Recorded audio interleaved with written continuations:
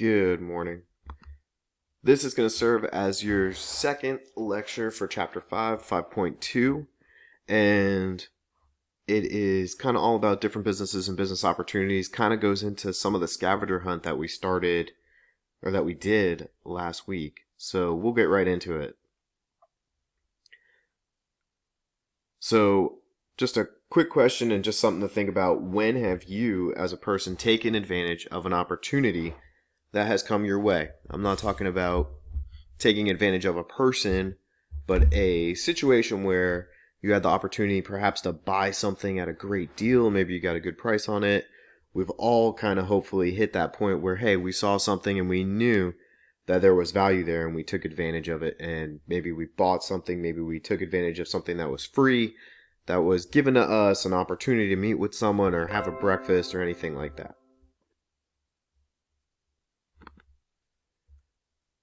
So today's objectives. We're going to compare for-profit and nonprofit organizations. We're going to distinguish between public and private. And we're going to list the major types of business organizations that are in the market. And then we'll go through the major functions of business. And you guys will do a little bit of work on that later today and tomorrow. So here's the heart of the matter, is that major functions of a business are production, procurement, marketing, and management, as well as finance. And they're the basis for determining the strengths and weaknesses of a company as part of SWOT analysis. So this is definitely building on things we've talked about before. Now we're taking that SWOT analysis that we did in the first part, the internal aspects, and we're breaking it down into 4 or 5 major buckets. So here's the vocabulary, and as always, we'll go through this as we go along, and you should have your guided notes in front of you, and here we go. So just to this is a great way of looking at this whole section. We're going to go over all of these various areas of business: large versus small, domestic versus global, profit versus nonprofit, public versus private, and then different industry aspects. And as part of your bell work, you should have written about what's called a NAICS code as part of your Friday bell work last week, I believe. We'll also talk about wholesale versus retail, and then we'll go into the function of management. And that's production and procurement, marketing, management, and then finance and accounting.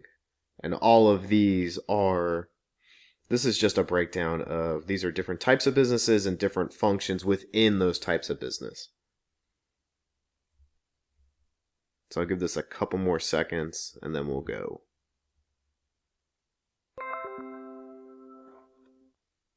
And hopefully my computer stops interrupting. Alright, how can businesses be categorized? So we'll go through each one of these with its own slide, but essentially we can look at businesses from their size and their scope, their intended purpose, and then what industry and markets they actually exist in. So first one's first, size and scope. We're talking about large versus small, and that's a little bit obvious, right? Large business, relatively big, makes a lot of money, might have multiple locations, versus a small business, which is maybe you're run by your mom and pop and is just a store around the corner, or a business in a small town like Brownsburg. And then we're talking about a domestic business, and that is a business that sells its products in one country. So the US has domestic businesses, the UK has its own domestic businesses, Spain and Europe and all of the countries have their own domestic businesses. Whereas a global business is a business that sells its products in more than one country. And that might be, maybe they just sell it in the US and Canada. Well, that's still considered a global business. And talk some examples. LMA's is a local Brownsburg boutique shop that sells ladies and girls clothing. And then Kohl's is a significantly larger business that sells, has multiple locations, makes a lot of money, is on the stock exchange, that kind of thing. So Kroger is a domestic business. They sell and have supermarkets in the United States, and only the United States, I believe. Whereas Foxconn is a large global business. They have, I believe, it's close to 1 million employees, and they are a maker or a creator of a lot of the products we like to buy. For example, most of Nintendo's products are made through the company Foxconn. They're just this massive manufacturer. I believe they are the manufacturer or the producer of the iPhone and the Xbox. That would be interesting. I probably should look that up, but we'll save that for another time. Foxconn is, I believe, the largest company in the world from a standpoint of how many people they employ.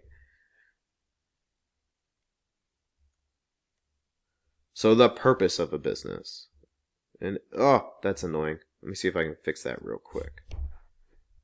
Just move that guy.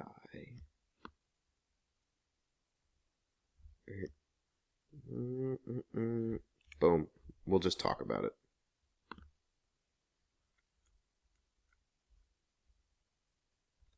All right. So, what is the purpose of the business? We have for-profit businesses, non-for-profit businesses, and then we have businesses or agencies and entities in the public sector, and then we have private sector businesses not associated with government agencies. And there's a lot to write, so I'll keep it up here for a while and I'll talk about each one of these. Major Tool and Machine is a for-profit business. It's based out of the Indianapolis area. They are a really interesting company. They are a machinist's business where they make and sell highly complex products that are machined. They're called CNC machining, and not the most easiest way to explain it, but they take large blocks of metal and they kind of refine them down into very precise somethings. And one of the things they are known for doing is they make the containers that hold missiles that go on submarines and not aircraft carriers, but destroyers and stuff like that. So they work directly with Lockheed Martin in producing that product to incredibly high tolerances. So when one of those cruise missiles goes off in a submarine, it doesn't actually sink this submarine. So it's a fairly complex, high precision process on a very large scale. And all of that is done right here in Indianapolis. Nonprofit organization, an example is the NAACP, and they were founded in 1909, and they are just a body or an organization that kind of protects the rights of various groups of minorities. And it's a great organization that has done a lot of good over the past century. Public sector, the entity I had up there was the Brownsburg School Corporation, and obviously that is an entity that is funded by taxpayer dollars. And then if you see all the signs up around town, the school board is up for election, and the school board is the person that holds the superintendent accountable to their job. So it's kind of like right now we are electing Miss Dr. Snap's bosses. And then private sectors are businesses not associated with the public sector, and they have a for-profit mindset a lot of the times, and they can be owned by anybody out there, but they're not funded by taxpayer dollars. And just the example I gave here is Edward Jones. They're a small investment office. They work with smaller, lower-end clients, helping them make and save and plan for retirement. So we can also sort businesses by industry and markets, and I'll put a bunch of definitions up here. And we kind of talked about some of these already, but the industry is the group of businesses that support or that make money in a specific market. The car industry, the auto industry, there is the food industry and the supermarket industry and the restaurant industry, and it just goes on and on and on and on and on. And it's how we can kind of classify a business in what industry it is, and we can get specific data on that industry. There's the country club industry and the golf industry. It just goes on and on. Every business out there has its own industry and they sell a similar product or group of products, or they offer somewhat of the same services, like the hotel industry or the motel industry. Let me see. It kind of looks like that. So, and you can see this is a breakdown of market share, I believe, of supermarkets this goes back from 2014, but it just breaks down all of these businesses. You can see Kroger up here is in second place behind Walmart. And for the longest time, Walmart was not the leader because most of their business was not food, but that has obviously changed. And you can see Target is way down here because that's not the bulk of their business. And so derived demand is the next word, and the best way to explain that is the demand for the raw resources or the commodities that go into making something come from us wanting a specific product. So in cell phones, there is a demand for things like gold, silver, and platinum, and all these precious metals that are in our phones in small quantities. And a lot of that demand is coming from the fact that we want the phone and want the chips inside the phone that make the phone do what it does. And that's known as derived demand. Before I get to that, I'll talk about wholesaler. Wholesaler is a business that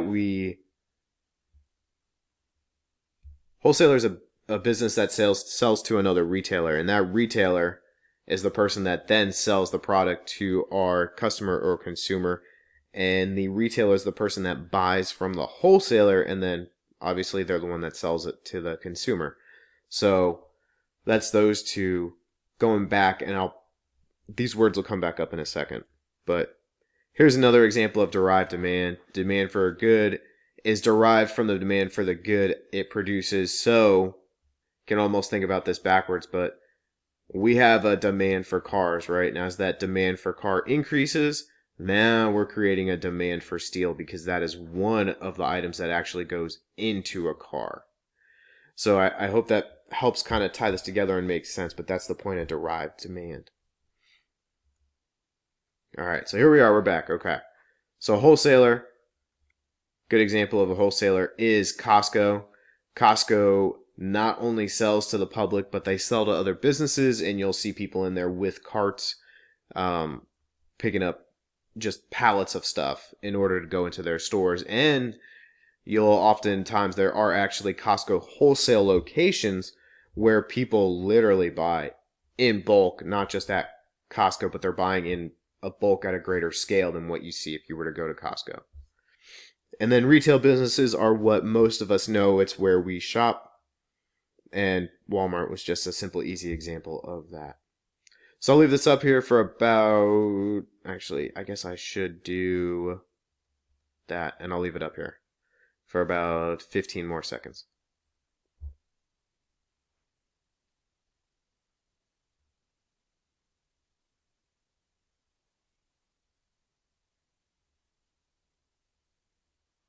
All right. Keep going. So the functions of a business. Production. So we kind of have 4 core functions of business, and that is production and procurement, marketing, management, finance, and accounting.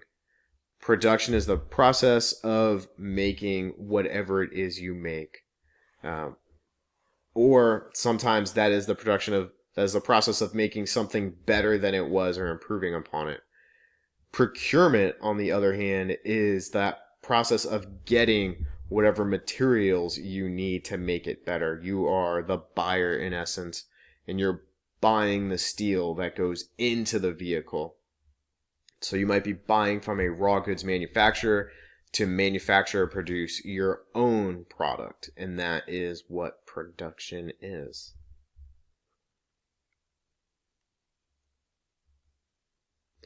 Management, on the other hand, is the process of achieving company goals by effectively using resources through planning, organizing, and controlling. And we'll go into those 3 in a couple slides.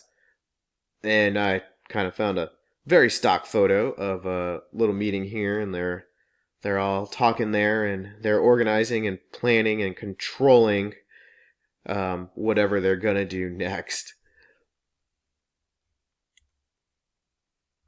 So finance is that process of business that involves money management. And through financing versus accounting up here, because they are different, they're not the same, obviously. And the accounting to me is more about language and understanding where money and transactions go and how they process into financial statements, whereas finance is managing the money for future use so you have enough cash in order to make it through the next project, the next week, pay bills, stuff like that. And then the accountant is more processing those transactions. Finance is where we're involved in saying, hey, this project or spending this much money makes sense. Yes, we can afford this car, is a lot of what you guys are saying. Or no, I can't afford this car. And that is a financial decision. Another thought process there with finance could be how we make our investments, and are we investing? Is this a good deal to invest in? Those types of decisions are finance related. The flip side of that is accounting.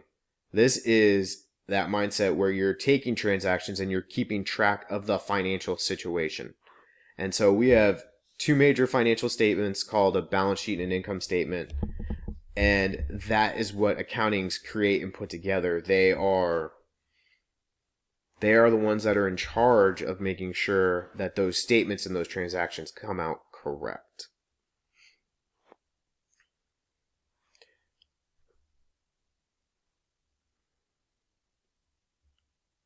All right.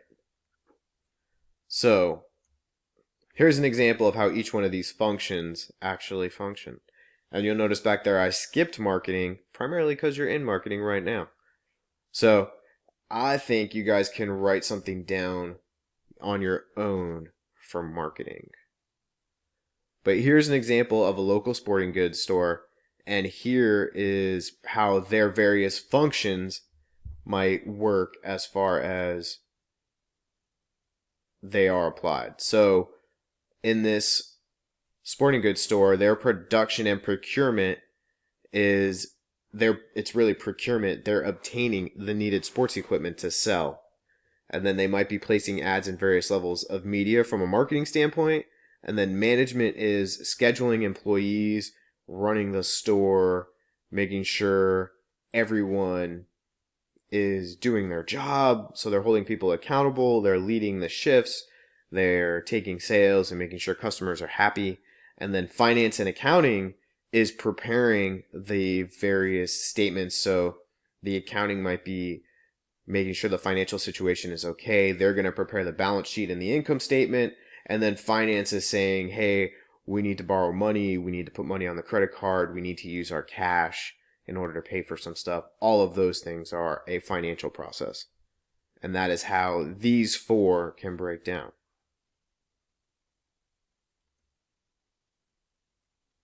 So now we're back into that specifically management. And management breaks down into three additional categories: planning, organizing, and controlling. And I think a lot of us feel like our bosses do way too much of this, sitting over our shoulder making sure we're doing our job, and we call that micromanagement. And if you've ever been micromanaged in the workplace, it is not fun. And those bosses that have micromanagement work styles or tendencies oftentimes don't always get along with their employees. So, but some examples of planning might be they establish company objectives and strategies to meet those objectives. We always talked about strategies and tactics are what you are going to physically do or what's actually going to happen to accomplish your strategy. So organizing might be scheduling employees or delegating responsibilities and then maintaining records. And then controlling is overseeing, analyzing, and operating budgets to suggest cost-effective measures. That might be hiring employees if the work is getting too big, or the opposite of firing employees if we're not going to survive in order to free up dollars. And oh my gosh, that was the last slide. I totally forgot. I'll leave this up here, and I hope this was pretty simple and easy. It felt like it went fast for me. Hopefully, it went fast for you. And enjoy the rest of the week. And we probably got a test this week since this is the last section of this chapter. So I hope you're having a good one, and I will talk to you soon.